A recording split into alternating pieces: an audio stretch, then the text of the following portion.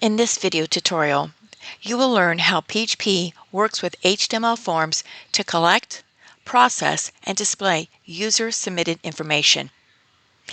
HTML forms are one of the most common ways for users to interact with a website, allowing them to enter data such as names, email addresses, search terms, and other information. PHP can then receive the data on the server, validate it, perform calculations or database operations, and generate a response for the user. Before we begin working with PHP form processing, I would like to review some basic concepts related to HTML forms and how data is submitted from a web page to a PHP script. If you need a more extensive review of forms, please watch the supplemental video. In HTML, the form elements are enclosed between the opening and closing form tags. Inside those tags, we have a submit control, such as input type equals quotation mark submit, or button type equals quotation marks submit. When that button is clicked, the browser submits the form data to the location listed in the form's action attribute. The action attribute identifies the page or script that will process the form data. In this course, the action will usually point to a PHP script. We are using method equals post in this example. The method attribute tells the browser how to send the form data to the PHP script. Here I have two text boxes. They both have a name attribute and an ID attribute. The name attribute provides the key PHP uses to access the submitted form value. The name attribute is required if you want that form controls value to be submitted and available to PHP. The ID attribute uniquely identifies an element on the page and is commonly used with labels, CSS, and JavaScript. PHP receives form data by the name attribute, not by the ID attribute. You need to have a name attribute to identify the form data when it is submitted. When the user enters data in that form element, or in the case of a checkbox or radio, they click that element, the name of that element is matched with the value the user entered, and that name value pair is sent to the server to be processed by the script indicated. This is how it would look. Fname equals Teresa ampersand Lname equals Pelkey, provided that Teresa Pelkey was entered in this form. We have a format, name equals value ampersand, name equals value ampersand, name equals value ampersand, etc. So every form element has a name. The user indicates a value. The value is indicated by either clicking on the radio or checkbox, clicking on a drop-down, or entering text in the text box. Those name-value pairs are sent to the server when the user clicks input type equals submit. You could possibly receive a PHP error message if you try to work with data that is not being sent.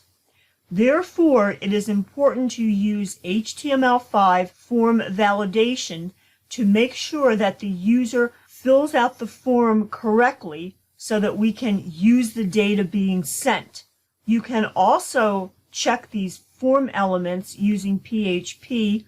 That will be covered later. In HTML, the name value pairs can be sent to the server or to the script on the server using either a get method or a post method. When we use method equals get, those name value pairs are being sent in the URL. You will see this in search engines. However, there is a maximum number of characters that can be sent. So here we see what a URL might look like with some name value pairs being appended to the URL. This is a method equals get. Method equals post. The name value pairs are sent in the body of the message so we don't see them. Post hides the submitted values from the address bar, but post does not secure the data by itself. To protect submitted data during transmission, the website should use HTTPS. Post can handle more data than GET in typical form submissions, but servers and PHP settings can still limit the amount of data that can be submitted. This is an example of the URL using a method equals post. You do not see any indication of name value pairs. PHP has several built-in variables to enable us to work with forms. We have already looked at the $_server super variable, which holds information about paths, headers, and scripts.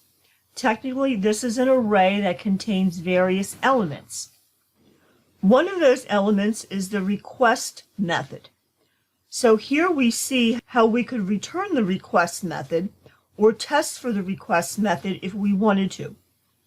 You may not need to do that. You can actually access the name value pairs being sent by using the $_post variable or the $_get variable. These two variables are an array of the names and values that are being sent from the form. So let's take a look at how we would use the $_post variable. Here we have the same form. We have two text boxes. Name equals fname, name equals lname. I am entering Teresa Pelkey in these two text boxes. When I hit the submit button, those two name value pairs will be sent to the PHP script. The most efficient way of working with data is to store the data in a variable. So I will create a variable to hold the value for the first name and for the last name. I can use $_post, and in brackets I can pass the value of the name attribute, fname. So $_post fname accesses that form element and returns the value. The value would be Teresa. Similarly, $_post lname accesses the text box whose name is lname, and it will return the value the user entered, which is Pelkey. Notice that we use brackets because this is an array. We will cover arrays later, however, you may be familiar with arrays. So we are storing the values returned in two variables. We can use either the print or echo statement to display those values on the web page. And here we would see Hello Teresa Pelkey. You might want to first just test to make sure that you are retrieving all your name value pairs correctly, and you can easily do this using the print_r function, passing it $_post if you're using a post, or $_get if you're using a get. Showing PHP error information on the web page is a security risk. So you do not want to do that on a finished product. However, while you are developing the application, you need to see the errors not only to learn, but to make sure that your application is working efficiently and correctly. You can use the PHP info function to see the display_error setting to determine whether your system is hiding or showing errors by default. If the errors are being hidden, you can change the settings in the configuration files. If you don't have access to them, you can also overwrite the settings on each page using the ini_set function. In PHP, as in all programming languages, there are several levels of errors. We have a notice, a warning, a parse error, which is a syntax error, and an error, which is what is called fatal. It means the application will not run. The application will run with a notice or warning. However, there could be some logical problem there. You can change the error underscore reporting settings in the configuration files. You can use the error underscore reporting function on every page to see the level of error. So at the top of each PHP page, you might want to set these two functions in order to display the errors and to see the level of error. I would like to also point out that you can send data to the server using a hyperlink. The only two ways that we can send data to the server in PHP is with a hyperlink or with a form. All you would need to do is to append a name-value pair, and you can append more than one, to the end of a URL.